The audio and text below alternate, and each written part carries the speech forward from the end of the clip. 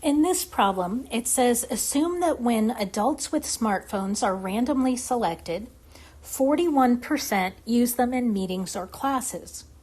If 6 adult smartphone users are randomly selected, find the probability that at least 2 of them use their smartphones in meetings or classes. So what I'm going to do here is create a number line, and I'm going to mark the number line with the numbers from 0 to 6 because there could be as few as 0 people who use their iPhone during meetings or classes, and there could be as many as 6, but it does have to be a whole number between 0 and 6.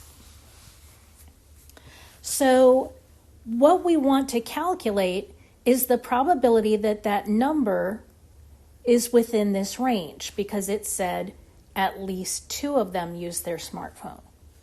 So at least 2 means that it could be 2 or it could be more than 2.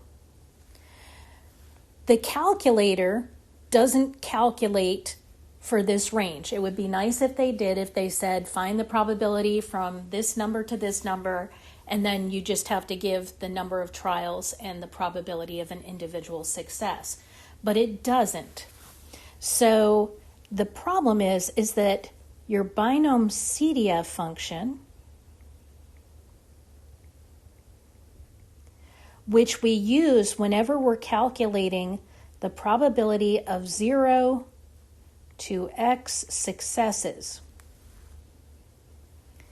where x is the maximum number of successes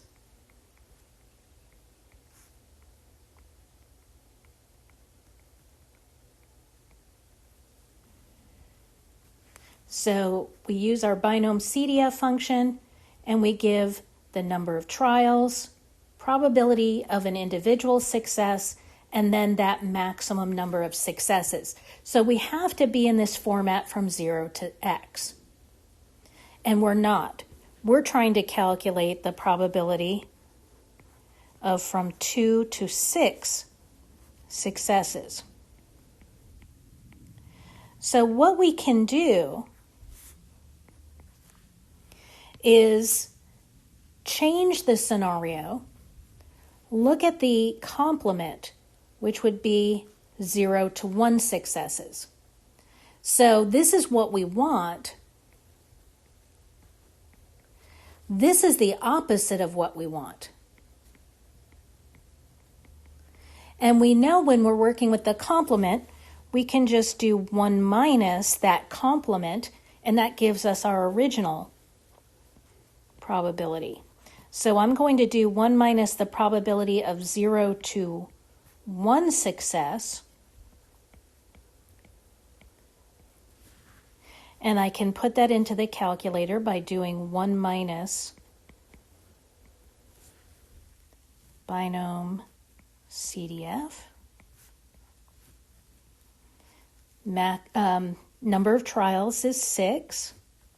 Maximum number of successes is 0.41. And the maximum number of successes is 1 because that's the value that we have right here.